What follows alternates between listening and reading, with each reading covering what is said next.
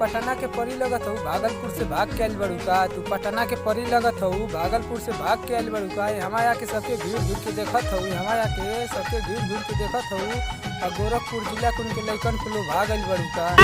काहे लागत बाटे लाज चिराई, तू त नाम है के हो उड़न बाज चिराई, तू त नाम है के हो उड़न बाज चिराई। चलो ठीक बा, तू झूठा कसम खा जाइए के पूछी हमारे बारे में तो बेवफा बता दिया।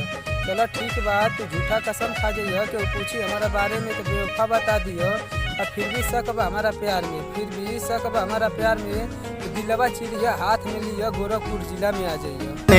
ऐसे बसा ले हनी हम, दिल के धड़कन भी हमसे नाराज हो गई। करिया सूट करिया ओढ़निया पावर दिखाई गोरखपुर के धनिया।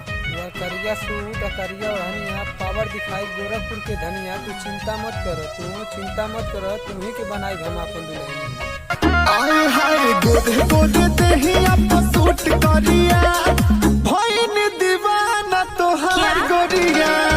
गोदे गोदे देहिया आँख में लगा के करिया काजल, पाँव में पहिर के पायल। आँख में लगा के करिया काजल, पाँव में पहिर के पायल। अब बहरगंज बाजार तक घायल कइबे कइली, जिला गोरखपुर भी कर दिया भाई। अखिया सारा भी उठवा गुलाबी, सबके पिला दे बुका।